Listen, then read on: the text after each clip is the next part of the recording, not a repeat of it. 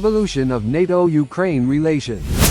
NATO-Ukraine relations were formally launched in 1991, when the newly independent country joined the North Atlantic Cooperation Council, NACC, a forum for dialogue and cooperation between NATO allies and their former Warsaw Pact adversaries. A few years later, in 1994, Ukraine joined the Partnership for Peace, PFP, a program of practical bilateral cooperation between individual partner countries and NATO.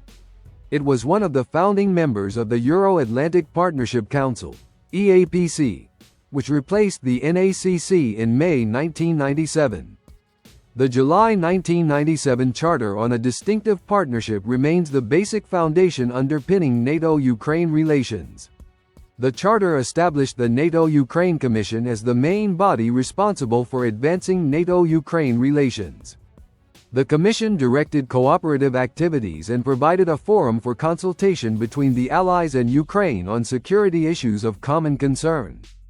The declaration to complement the Charter, signed in 2009 as a follow-up to the decisions taken at the 2008 NATO summit in Bucharest, gave the Commission a central role in deepening political dialogue and cooperation to underpin Ukraine's reform efforts pertaining to its Euro-Atlantic aspirations for membership in NATO.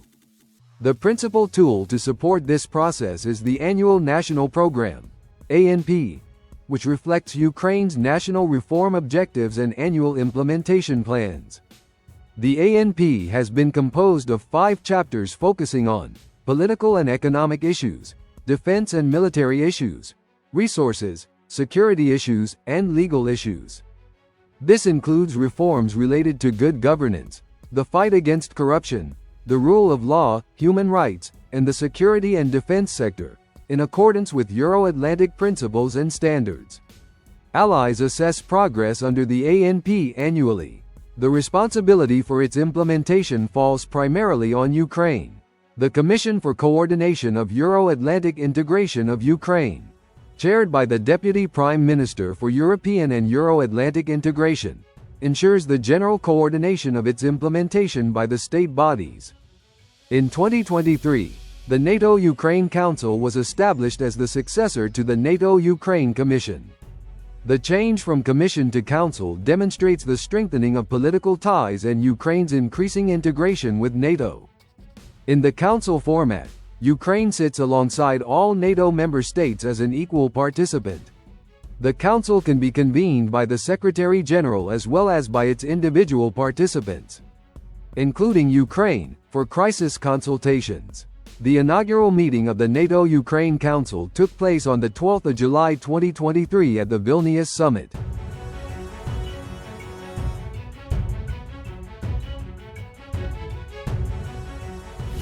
Support for NATO-led operations and missions. Ukraine has contributed to the peace support operations in Bosnia and Herzegovina. It has also contributed to the Kosovo Force, KFOR, including with a heavy engineering unit with counter-improvised explosive devices capabilities.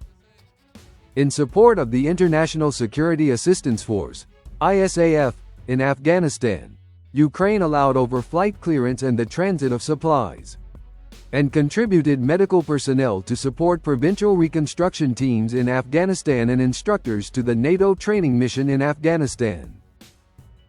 Following the end of ISAF's mission in 2014, Ukraine supported the follow-on Resolute Support Mission, 2015 to 2021, to train, advise and assist Afghan security forces. From March 2005, Ukraine contributed officers to the NATO training mission in Iraq, which terminated in December 2011. Ukraine deployed ships 6 times between 2007 and 2010 in support of Operation Active Endeavour, a counter-terrorist maritime surveillance operation in the Mediterranean Sea. In 2013, it also contributed to NATO's counter-piracy Operation Ocean Shield. Since the launch of maritime Operation Sea Guardian in 2016, Ukraine has provided information in support of NATO's maritime situational awareness in and around the Black Sea.